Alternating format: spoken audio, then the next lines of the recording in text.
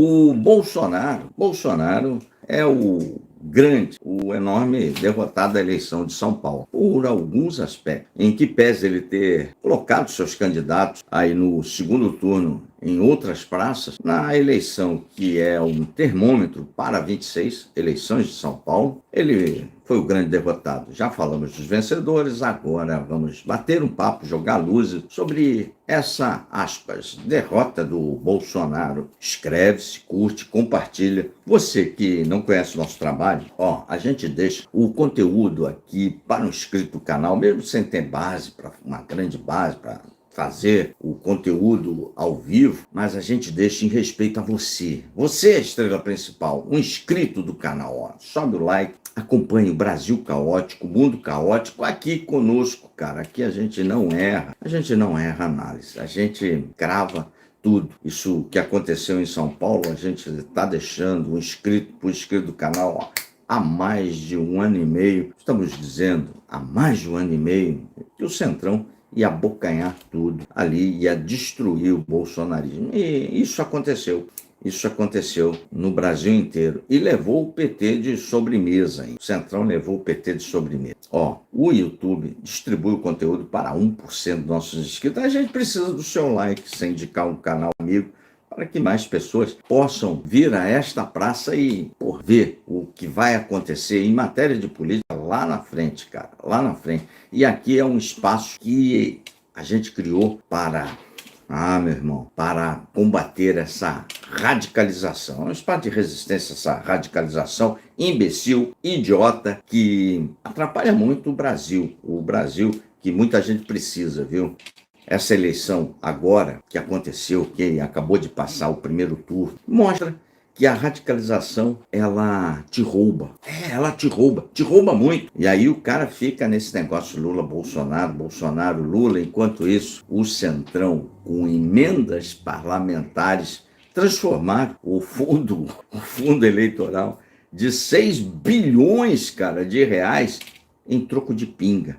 Graças à radicalização, fica todo mundo olhando, é Lula, é Bolsonaro. O Centrão transformou o fundão eleitoral, 6 bilhões de reais, com ajuda, vamos ser justo, com a ajuda do bolsonarismo e do petismo. Mas você está trabalhando 4 meses, para alimentar essa galera. Transformaram 6 bi de fundo eleitoral em dinheiro de pinga.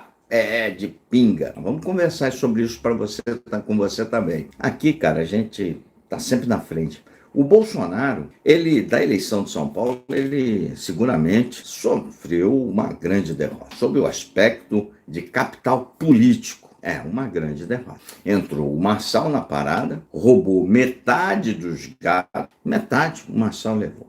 Ele não foi para o segundo turno? Não foi. Não foi muito por culpa dele mesmo, da psicopatia e da sociopatia, sei lá o que o Marçal é. Mas normal o cara não é. Em função da sua psicopatia, botou aquele laudo falso nos 49 do segundo tempo e saiu fora do segundo turno. Mas ele levou metade dos gatos. Já é candidato em 26, sei lá por qual partido. Ele levou também os influenciadores aí, bolsonaristas, deputado, tudo. E o Bolsonaro, a família Bolsonaro, quietinha, acadelado, acovardado. Tradicional do Bolsonaro. Bolsonaro sempre foi isso. Ele quer agradar a militância, trai todos os seus parceiros. Em São Paulo não foi diferente. Em Curitiba não está sendo diferente. Não está sendo diferente. Deram uma passada de mão de novo no bumbum do candidato do PL. Eu pego de novo porque já deram no Senado lá do Paulo Eduardo Martins. Ele é o chifrudo predileto do Bolsonaro. Toda hora passa a mão no seu traseiro. Ele acho que gosta, né? Deve gostar. Só que em São Paulo não foi diferente. Ficou em cima do muro. No final do primeiro turno, grava uma mensagenzinha dizendo, não, mas nós somos contra o Boulos. Mas se o Marçal vai, ele é inteligente, e o resto dos filhos dos Bolsonaro, tudo puxaram o pai, acadelados, cadelinhas de like e grana. O Carluxo, todo machão Carluxo, que ataca muito o governador Tarcísio, um dos grandes vencedores, foi chamado de retardado. E ainda mandou um fraterno abraço pro Marçal.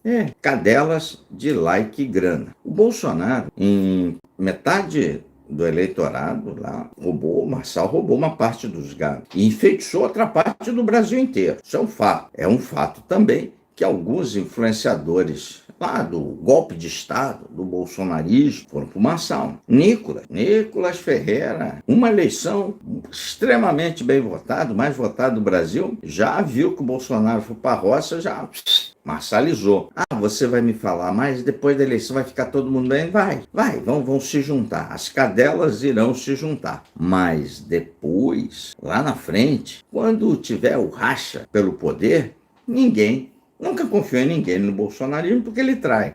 Agora vai ser aquela convivência entre dois chifrudos. O que vai acontecer? Ainda não dá para saber o que vai acontecer. O que está acontecendo com o Marçal, candidato, e roubando uma parte do gado, e o bolsonarismo rachado, que dá a voz da direita, quer vocês queiram ou não, né? Que a gente queira ou não, a direita independente é muito pequena. Muito pequeno. Está dando Lula em 26, graças... Enquanto a direita não se livrar do estrupício do Bolsonaro, da família Bolsonaro e dos que o bolsonarismo cria, as grandes estrelas, Lula governa o país, mesmo sendo um traste como governante.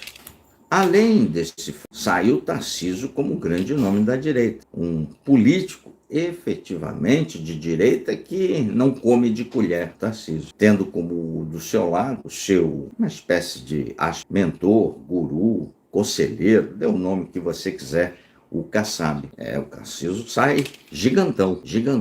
Sai quase que um nome natural para 26, mas Marçal lançando candidatura, o Lula disputando, não sei, o Tarcísio é nome para 30. Tenho falado isso já há mais de um ano e cacetada aqui no canal. Tarcísio vai para 30. E aí a turma da direita aí, não, pode ir para 26. Se isso acontecer, pode acontecer a conjunção dos astros. 90 cacetada por cento, Tarcísio vai para 30. Uma eleição para presidente em 30, onde ele seria o grande nome da direita, arrebanhando todos os apoios de todos os extremos do espectro político de direita. Eu acho que ele vai por esse caminho. Mas tem gente que acha que não. O Centrão está se lixando para a presidência da República, está se lixando para o valor. O Centrão quer um candidato para puxar voto, para ele fazer deputado. É isso. O Centrão não quer. O Centrão não tem causa, não tem Brasil. Se o Tarcísio embarcar nessa canoa aí, ele vai embarcar e botar o nome, vai desperdiçar o segundo mandato de governador de São Paulo, teria uma eleição relativamente tranquila, e vai arriscar, a palavra é essa, arriscar bater voto com o Lula. Eu acho que ele não vai ser juvenil a esse ponto. E o Bolsonaro? Bolsonaro tem que aprovar lá no Congresso a anistia. Depois tem que beijar um monte de partes íntimas de ministros do Supremo, de cacique partidário, para que o que foi aprovado de anistia não seja tornado inconstitucional pela Corte. Tem que torcer para que o procurador está ajudando muito o Bolsonaro, o seu Paulo Gonet, não denuncie nada, como ele não está fazendo. Paulo Gonet é a grande enganação desses últimos 2 anos aí de governo Lula, desses 2 anos, nesse período aí. O Gonet, a grande enganação da República. O procurador vai isso, ele só está fazendo fumaça, só historinha. Denunciou um político, ele só denuncia político que já está estuprado. Aí ele vai. Mas fora isso, Bolsonaro, a Polícia Federal está ajudando Bolsonaro também, o Congresso está andando. Em 26... a direita, centro-direita, direita e extrema-direita, vai ter maioria nas 2 casas. Isso já está praticamente o caixão fechado. Mas um dia vai ter que acontecer, né? O dia que acontecer, sei lá quando, porque o Procurador-Geral da República é um estrupício, né? O Brasil não tem Procurador-Geral da República há décadas. Não tinha no governo Bolsonaro, não tinha no governo...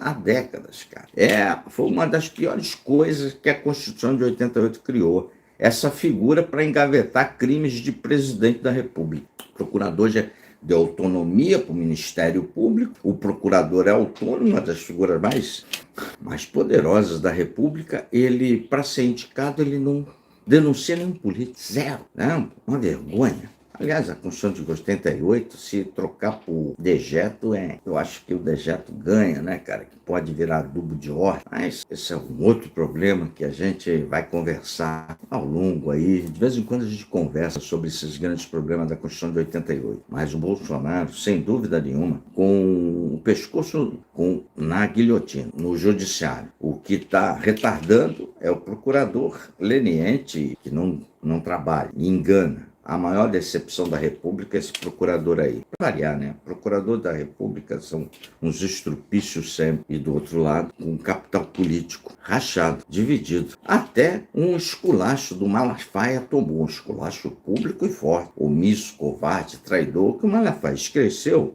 só de uma coisa. E ladrão, Malafaia. Ele é ladrão também. Roubou as joias. Mas e você? Você é um tremendo do 171, porque só descobriu que o Bolsonaro trai todo mundo agora, é que agora o chifre da vez, o corno da vez foi você, né? Mas Bolsonaro trai a todos. É seguro um dos grandes derrotados, cara. É seguramente um dos grandes, deixa eu até ajeitar aqui, derrotados da eleição de 2024, das municipais. Bolsonaro é o grande derrotado. Tá na guilhotina, cara. Está na guilhotina no judiciário e agora perdeu pelo menos metade do seu capital político. Continua sendo muito importante para uma grande parte da população, do espectro político de direita que vota e vai fazer muito deputado e muito senador em 26? Vai.